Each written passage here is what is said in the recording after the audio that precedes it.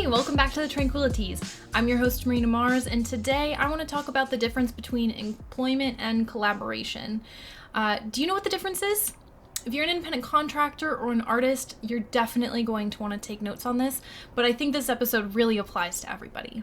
But before we dive in, please be sure to click the subscribe button followed by the little bell for notifications if you're hanging out on YouTube, or if you're hanging out on IGTV or any of the other podcast streaming sites, go ahead and click that follow button. That way I can ensure you get the content you need when you need it. So, the goal of today's episode is to learn the difference between employment and collaboration. And before I get into the nitty-gritty of that, I really want to talk about the difference between teamwork and collaboration. So both teamwork and collaboration involve a group of people working together to achieve a shared goal, right? The key difference between collaboration and teamwork, however, is that whilst teamwork combines the efforts of the individual team members to achieve a goal, the people who are collaboratively working together, they complete the project collectively. So what I mean by this is the following. So those who are collaborating work together, they tend to work as equals, right? There's usually not really a leader involved, and you come together to make the decisions. At the end of the day, there can be some power flips, there can be, a lot of different angles that people can bring together into the table, but at the end of the day, there's not just one person calling the shots. Teamwork is usually overseen by a manager, right? Or some sort of team leader. And those within a team are delegated individual tasks in order to complete the end result. So there's a little bit less control that the people on the team have because you have this leader or this person in a position of management. So in summary, teamwork happens in employment spaces, whereas collaborations occur in independently contracted spaces. At the end of the day, it just comes down to the power structure.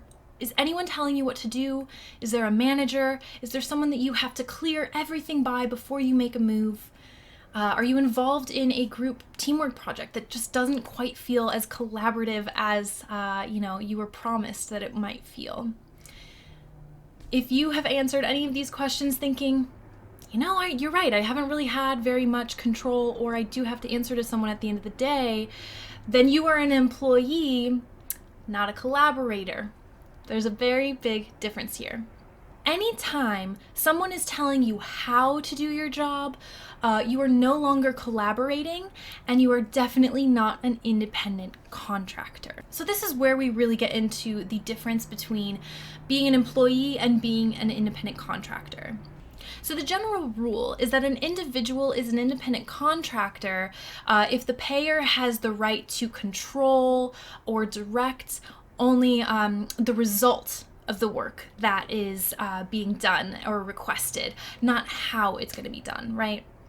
Unlike traditional employees whose jobs may encompass a wide variety of duties and tasks, independent contractors are only responsible for performing the work or services outlined in a contract or a scope of work. So here's how you can look out for yourself.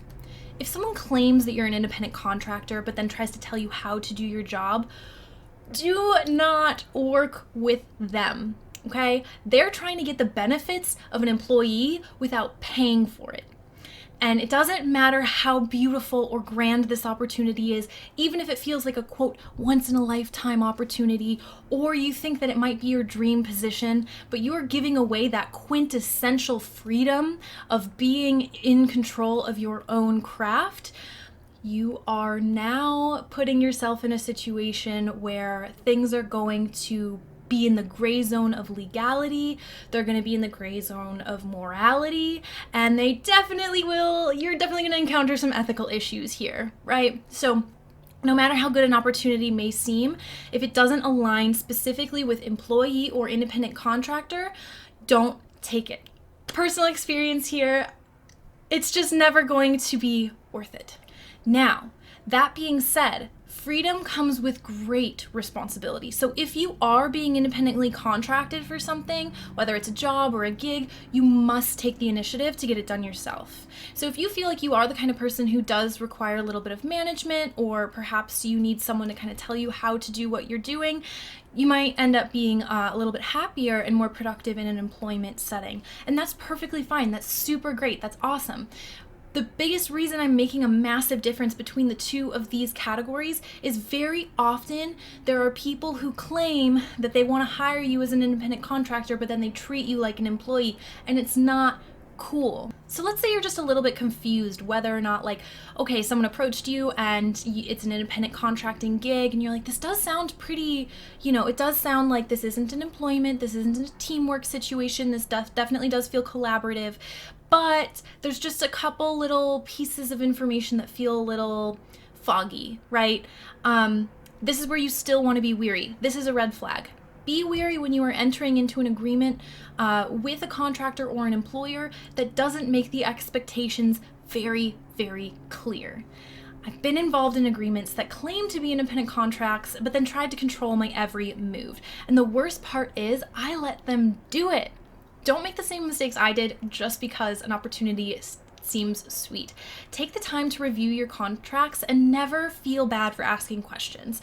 Always ask questions. And if someone tries to intimidate you and tells you that, like, you're asking too many questions or that information is just unavailable to you, you gotta kind of ask yourself, okay, what kind of questions am I asking? Are they logical questions? Are they things I need to know in order to get my job done?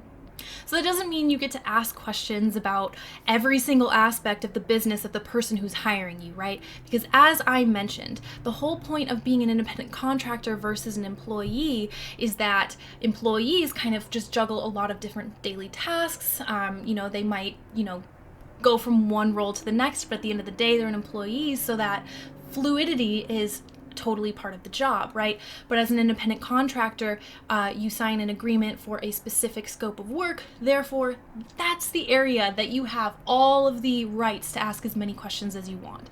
That doesn't mean you get to ask some of the other kinds of questions that employees would be able to ask their management team. Does that make sense? I hope it makes sense. If it doesn't make sense, or you have any questions, comments, concerns, anything to add to this conversation, please don't be shy. Go ahead and reach out in the YouTube comment section below. If you're hanging out on YouTube or if you're hanging out on IGTV, do the same. On a final note, if you haven't already signed up for my newsletter, the Martian Gazette, I highly recommend it because it is a free sporadic dose of love, beauty, and pleasure. I usually tend to send those emails out at about 2 times per month at this point in time, at the point of this recording. Sometimes I change it up a little bit, but I can guarantee it will never be more than 4 times a month ever because I just don't have the time. Thank you so much for spending your time with me today. Until next time, my loves. XOXO.